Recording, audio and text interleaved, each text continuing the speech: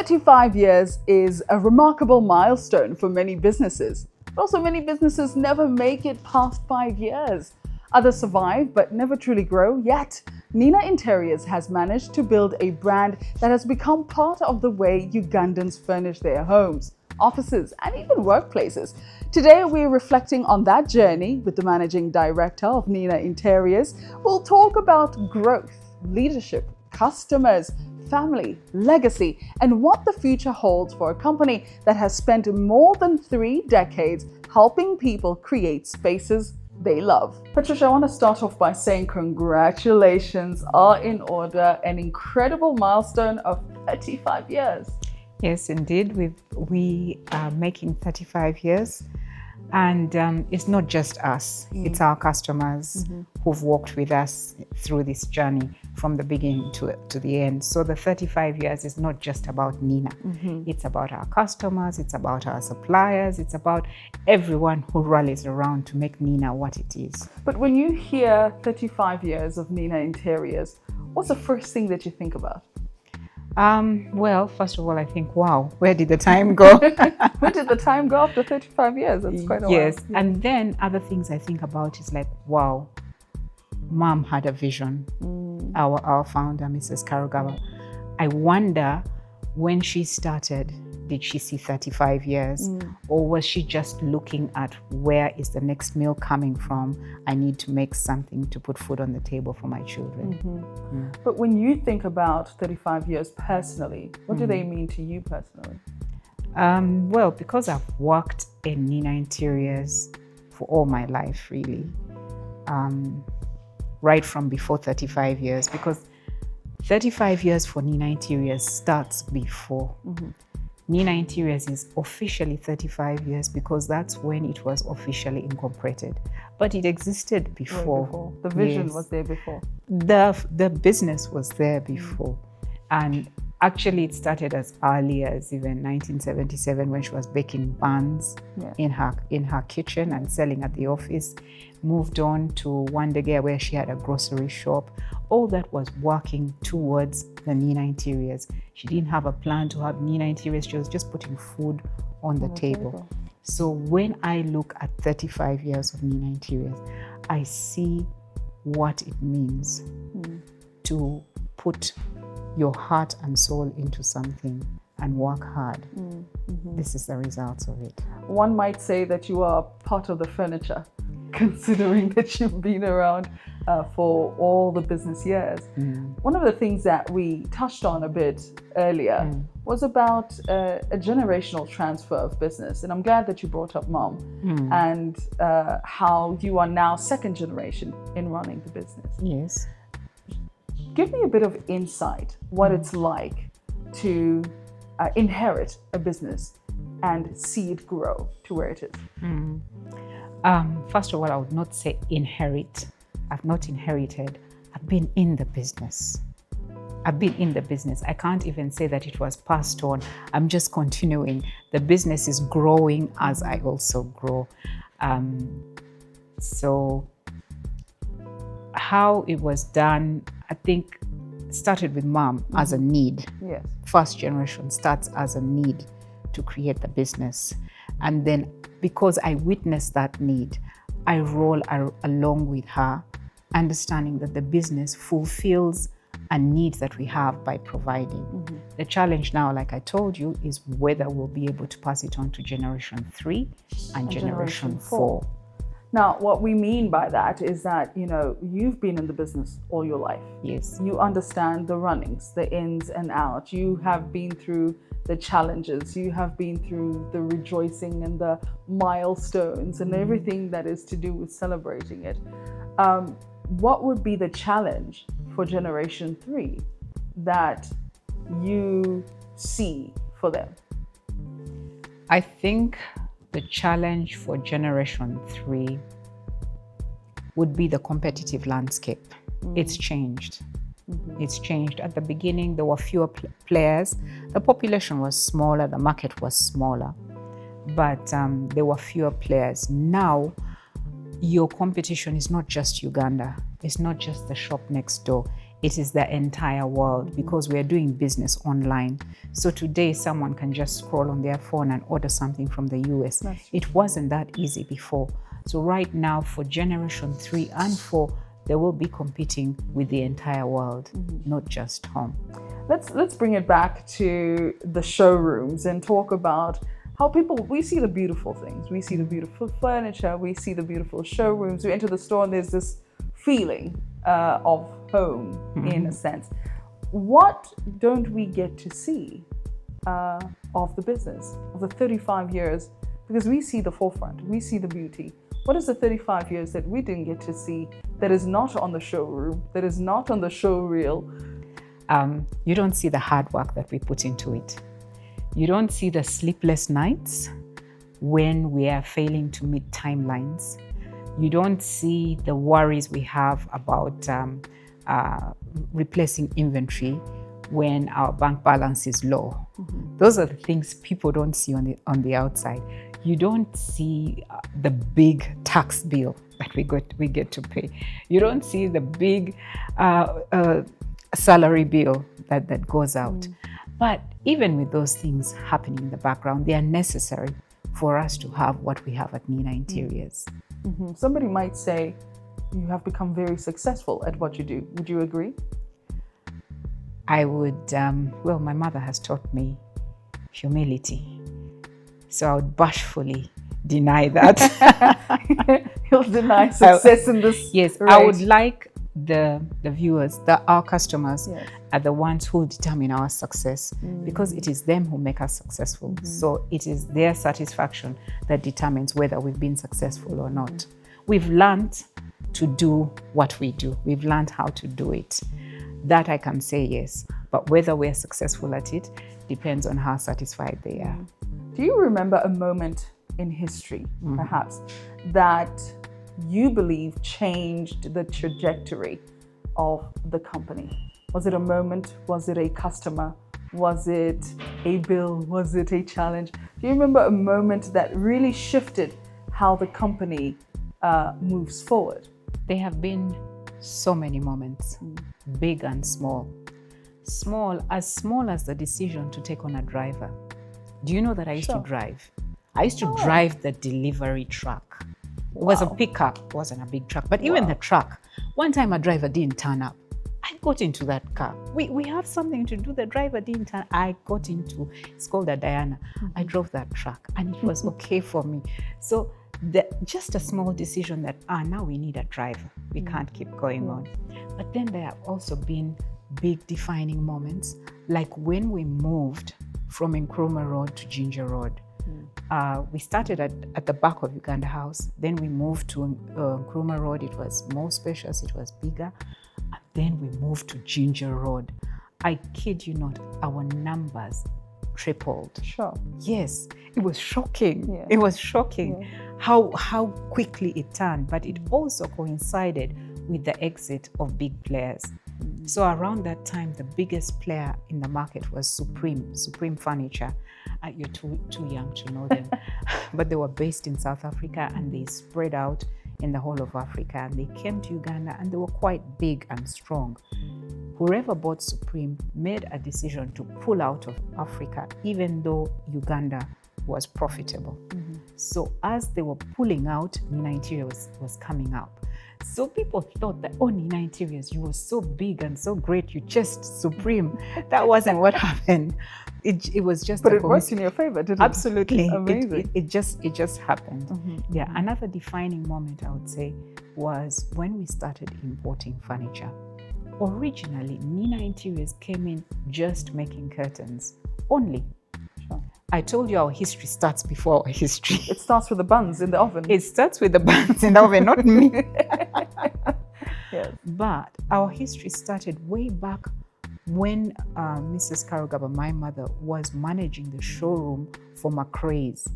McRae's was making hardwood furniture. And the original owner, a German, sold off to a Ugandan businessman. And he asked my mom to come in and manage the showroom. All she had to do was sell the upholstery fabric for him to make the sofas, but also for her to earn from the arrangement, she was to sell curtains. So she would travel to the UK, bring in fabrics. She had one tailor to begin with, make curtains, and then drive herself to go and have them delivered and installed. I'll tell you, on one of those days, I also did installation. Sure. Funny story. I didn't want to be in school. I faked a toothache. It's true. I think I had a problem with the tooth, but I faked the pain and I got permission to come home. And when I get to the shop, my mom says, I'm busy. There was a dentist next to us. I went to the dentist. When they fixed it, she said, I'll take you back to school in the evening. I was in Gaza High School. She said, I'll take you back to school in the evening, but I have a delivery to do. Get into the car, go and hang curtains. I hung an entire house. Wow. I faked so that I could come home. I did more work at home than I would have done at school. Yeah. So you said something earlier, and you said that you understood the problem that was being solved. What about the time when the passion started getting inside of you that this is actually what I want to do? So coincidentally, the passion was there before. We just didn't know. My sister and I used to love rearranging our room. On school afternoons when we were not going to school, would rearrange the room. I remember once we adventured and rearranged our parents' room. And my dad came back and he said, no, don't change my room. A man, you never change a man's room. I walk in here in the dark. So I think he had tried to find the bed and failed to find it. So the interest was there, but I didn't even know there was such a thing as a career like that. But once my mom started the business, in the process of talking to customers, selling them the items, going into their houses, the interest picked and grew. Yes. Was there any point where you saw an uncertainty of the future when it came to the business and you felt this might not go for the next year? What was happening in that season? I've never really felt like that about the business. I've felt about it, about myself in the business, about whether I could continue in the business. And that came when my life changed, when my social life changed. I got married, I was trying to have a child. I started feeling that, can I really balance work and being a wife, being a mother? That is when I felt a certain uncertainty. And then, of course, when I got pregnant, I was allowed. This is the wonderful thing of family business. I was put on precautionary bed rest my entire pregnancy. And I still had my job at the end of it. So during that time, I was thinking, can I really get back to work? The attachment to the babies. That's when I felt an uncertainty. I've never really felt the uncertainty about Nenina Interiors continuing because the need is there. If there was no need, we would not have competitors. Of course. And would not have so many competitors coming up. There is a need and the demand is there. When I think about, again, from mom and the generations coming, every generation sees and thinks very differently. As much as you grew up and saw the business, but you also start seeing things very differently because you grew up from a different generation altogether. What is it that you saw different that caused you to make changes within the business? Was it difficult or was it easy? I think what I did differently from my mom was formalizing the business, insisting that we needed manuals, insisting that we needed to do ISO. That for a long time, she was, why do you need to do it? But it's something that I knew that we needed to do. That is where it was on the formalizing of the businesses. The good thing is that she would quickly take on and be very strict about it, more than me who brought up the idea.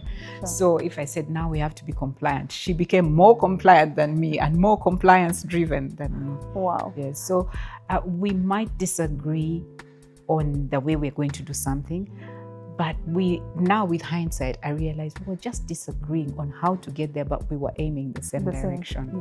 Yeah. And so in that case, then how do you find the balance of keeping the legacy, but also moving forward? In keeping the legacy, this is 35 years. I've had enough time to make mistakes, disagree with her, agree and disagree. I just know her principles. And if I honor her principles, I honor the legacy and the business will keep forward. Sure. Yes. That's actually very good. Just stay there a little bit for me and maybe give some advice to business people who want to take their businesses to go generation to generation. And is it about really keeping the principles that keep the legacy and the foundation strong? Or is there something else that you see? Maybe a little bit of advice for people who are in business and would love to have what you have. Many people ask me that because they know I'm generation 2 and they're trying to get generation 2 in and they think I have the answers. I don't have the answers. It's different from family to family. I started working for the business very early. Before it was Nenina Interiors, I was working for my mom. I could take you down memory lane, but before it was Nenina Interiors, I was already working for her. So I've worked with her. Some people will think that that's the formula for keeping generation 2 to get them in early. For some families, yes. For other families, no. I think that what has kept me as generation 2 in the business is, like I said earlier, I understood that my needs would be met by the business. Now, for me to keep her dream going, I understand what her principles are and I carry those principles forward. Now, for generation 2, 3 who are coming in, and even 4 who we have to plan for, they are going to see things very differently. But if they just stick to what her principles are, if they remember how Kaka thinks, because in our language, Kaka is grandma, and she's their grandma. These bands that people wear, what would Jesus do? Here, just ask yourself, what would Kaka do? What would she say? She's so dogged about quality, about humility, about integrity. If they just, whenever you're making a decision, just return to that principle. If you're diverting into a new product line, it's okay. But remember what she says, the customer first. The customer is making an investment, don't let them down. Are you keeping your promise? All those are things that she has ingrained in me. If I can ingrain them into generation 3, they can come with whatever their passion is. It might be time for Nenina Interiors to branch out into what this passion could be. However wildly off tangent it might be. But if they carry through her principles, I think it will be successful. Very well said. Let's shift a little and talk about your customers, the people you do this for. Who are they? Could you describe the Nenina Interior customer for me? The Nenina Interior customer, to begin with, is someone who needs something in their home. They want to have a beautiful home. The Nenina Interiors customer wants to have a quality piece, understands that in purchasing from Nenina Interiors, they're making an investment. They're buying a sofa that's going to stick around for a long time. That is the Nenina Interiors customer. There are people who need furniture. They are driven by price. But our customer is driven by the understanding that they are making an investment. Absolutely, making an investment. I like that. You similarly make an investment into your customers by bringing them quality. Yes. How has the customer base within Uganda changed in terms of what they like, what they purchase now? Because I think I remember perhaps the furniture that my grandmother used to have. We used to have the couches that had the plastic cover over it, and then we had the doily. Yes, the doily and the chair backs. Exactly. And this would have a doily because why does it not have a doily right now? I remember those kind of furniture. And then when my mom came in, there were patterns and different types of colors being introduced. And now there's me. I'm like a minimalist, but quality and something that looks really classy. I would even say I'm a Nenina Interior customer. But how have you seen the customer base and customer needs and style and perhaps even appetite change within Uganda over time? Oh, it has changed because we travel out there to source, and we see trends. We see the way the industry is going. We attend industry events where things are introduced to us, and so we understand the direction things are moving to, and we bring them back to Uganda. But what happens is sometimes the things we bring them too early, and people are like, we're not ready for this. Yeah, we're not yet ready for this. But eventually it catches up. I remember telling my staff that office chairs will now have a back that's meshed. I said it in Luganda. Entebe zijja kubanga za katimba. And it was off. I think they thought that this lady is mad. But now every office chair is meshed back. Yeah. That's true. So that's where we get the trends from. But now things are changing. Our customers are not depending on us for trends anymore. Like I said, the world has opened up. They're on the phone. They're seeing things. They know what's out there. They know what's out there, and their influences are no longer determined by designers. Before, like in fashion, the designers determine the style. But now you have creatives. Someone will just come up with something on their own, put it on their TikTok, and it becomes a trend. So now things shift very fast. What's making it even faster is because there's a new generation, and this new generation thinks so differently from the previous generation. You have Generation X. I think I'm Generation X. You have the millennials. You have now Gen Z. They are like light years away in their thinking from what we are. So you will have them thinking more in terms of minimalism. At the time that my mom was doing this business, flowers were in. By the way, they're still in, they can still look good. But at that time, flowers, there was a designer, there was a collection called Biggie Best. I can see it now with all its flowers and frills and very Victorian. Now, when you think about the customer that always comes back, and what keeps them coming back? First of all, when I think of that customer who always comes back, it's with love, it's with appreciation. There are people who walk in the door and my heart skips a bit because I've known them from way back. Sure. There are people who send me a message and say, I need my chair redone. And they send you a photo of the chair and you're like, oh my God. I remember when you I remember this chair. And you're like, gosh, this chair is so old.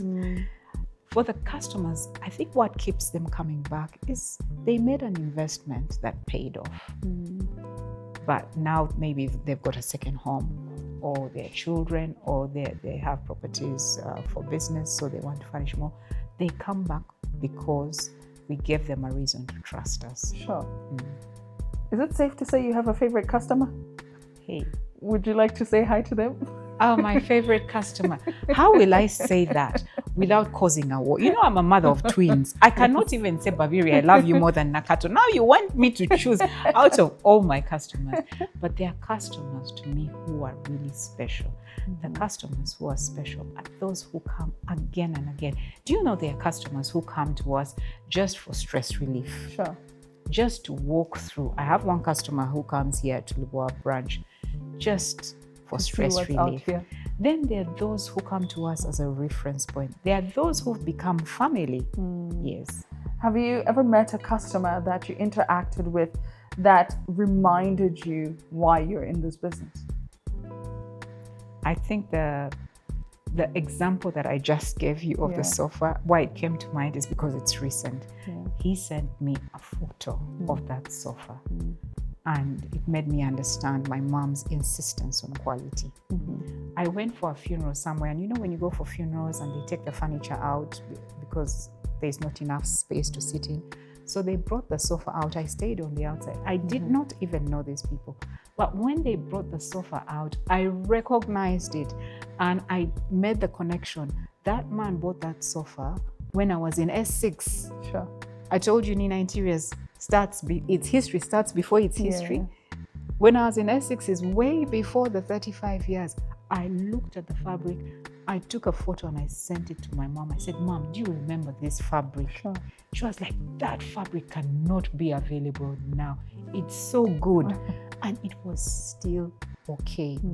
But you know what? With the industry, the way it is, they're not making things like that anymore. No, I don't think so, because these days you can buy a couch that's compressed, leave it for a couple of hours, and it blows back up. Yes. You just, maybe it lasts that long as well. I think these days people change their minds Quickly. very fast. Yes. They break up so easily with their partners. So why won't they break up with a sofa? if you can break up with someone who you made a vow to, why can't you break up with your sofa? Yeah. But I'll give you an example. Right now we are running a discount of our older fabrics where we have too little to sell, but it's enough for you to make a nice bedroom. It's odd small pieces, and I've gone through them with nostalgia. I remember purchasing those things and understanding, envisioning how they would look in people's homes, and actually seeing it come to pass when we do those curtains and they look lovely in people's homes. I've looked at them and said, this can look good in my bedroom. This will look good in my kids' room. But I'm old style. I cannot just change. I think I said, the ones I have are still okay. So old style people don't change very fast. But now Gen Zs and that generation coming, they'll be the kind who say, Zinonzikoi, I want another set. Absolutely. Let's talk to people who admire you in business, in particular, people that are in leadership that look at you and think, whatever they did, I should probably do it the same way. What keeps you awake at night as a business owner? What keeps me awake is bills. Okay, I think the business owners and founders can agree. Yeah, bills. But the main thing that keeps me alive, awake, not just awake, but through everything I do, is knowing and understanding that every decision I make or fail to make affects the livelihoods of 92 families. Sure. We have 92 full-time staff and about 8 or 12 casuals, contractors. So that's almost 100. So the mistakes I make have the compounding effect on those people. Families. If I make a mistake, maybe a driver will not be able to pay his rent or not be able to pay his daughter's school fees because of a decision I made. Sure. Yeah, that's a tough burden to carry. Yeah, I can imagine that. But what's a misconception that people have, or even entrepreneurs have, about running a successful business? I think early entrepreneurs might not understand fully the work that goes into running a successful business. I'm lucky that my mom I started with her and I ran it with her from the beginning, but the burden was on her, not me. But starting a business from scratch to begin with is fun, especially if it's a passion. But with time, as the business grows and scales, it becomes hard work. And people going into business, they don't understand that things can go wrong. Maybe the customers won't turn up in the way that you expected. Maybe a policy can change that will affect business. Maybe they can just change the road where people used to turn left. They cannot turn left anymore, or they make it a one-way, and it changes the dynamics of your business. I think that to understand that things can go wrong, but that you have the power to recalibrate. Just tweak this, tweak that, and go back on course. Sure. When you're in leadership and in business and a woman, how do you balance family life, business, being a sister, a mom, a friend, being able to also show up for yourself? How do you manage that? First of all, the way our mom brought us up, the only time that you remember that you're female or that you're a girl is when she tells you, sit properly, sit properly. Girls don't sit like that. But you were not relieved of anything just because you're a girl. You can do anything. My mom is a Muchiga, so I'm also a Muchiga. We believe we are the strongest people on earth. So we can do anything. So I've never felt my gender as something that holds me back. But when you talk about how to balance, sometimes in business, especially in private business, you have to go beyond hours, over hours. Now I have young children. This branch Louvoir opens on a Sunday. I have to turn up on a Sunday. Not every Sunday, but sometimes I have to turn up on a Sunday. But Sunday is the day that my daughters need me, because Monday to Friday they're in school, Saturday we're at church. So Sunday is the day to be with mom. And you know what mom does? Mom puts them in the car and brings them to the shop. I was about to ask. I thought this is like take a girl child to work day or something. Yeah. So right from when they were very young, that was the perfect day to do the homework. So I'd bring them here with their homework, and they were learning how to read. I'll sit one on my lap and we read. So they somehow just knew that every Sunday, this is what we do. This is what we do. Yeah. Success 10 years ago and success today. Is there a difference in what it looks like for you? Yes. Success 10 years ago was on different parameters. Success today, because 10 years ago, my thinking was different. Success today is don't sit on your laurels. Even while you celebrate, you're immediately thinking, I need to get up. I need to get up and think again. We have to plan something new. There's no time. The world is moving too fast. Trends change too fast. You can't linger. I have 5 questions, rapid fire questions that I need you to ask, to answer rather, and answer them as quickly as you can. Your favorite furniture piece? You say it quickly, it's not going to happen. But my favorite furniture piece that I own or that I sell? Own and sell. My favorite furniture that I own is a bed. That bed was made by Nenina Interiors under duress. During COVID, I needed a bed. I drew it. I said, make it. This is what I want. And they said, Madam, it's too plain. I said, it's what I want. That bed has not let me down. I love it. Wow. Okay. Furniture piece that I sell, I'm not attached to any, because they turn around. Changing. Every season, you come here every day, I'll show you one favorite thing. Come again, there'll be another one. I like this. When I saw it, I thought someone would like it. And for a while, it was my favorite. But there'll be another one, which is my favorite. Like that. One word to describe Nenina Interiors. One word? Quality you can depend on. That's not one word. So quality. The quality is the best business advice you've ever received. From my mom. Keep your promises. Wow. Keep your promises. A leadership habit you can't live without. Brain dump. Okay. I do that every night. Okay. What's your favorite room to design? The kitchen, bedroom, which one? The bedroom. I could tell it was a bedroom because of the bed. If you were not in business and if you did not work all your life in Nenina Interiors, what would you be doing?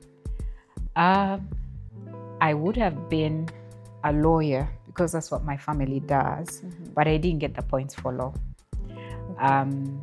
Later in life, I know I like writing. I wanted to be a journalist. My dad said they were paid too little. But that's something that I think I'd have done well, because I tell stories, I like to write.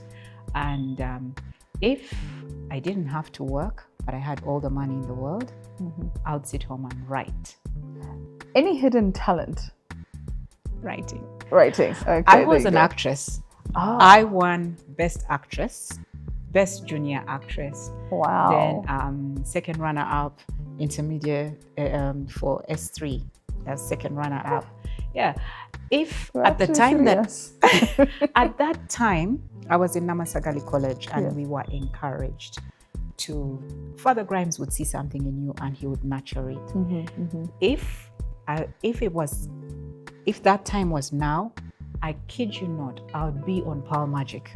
Wow. I would be there on Pearl Magic. I'd have escaped from home and I would be on You do know you still have time. You could still...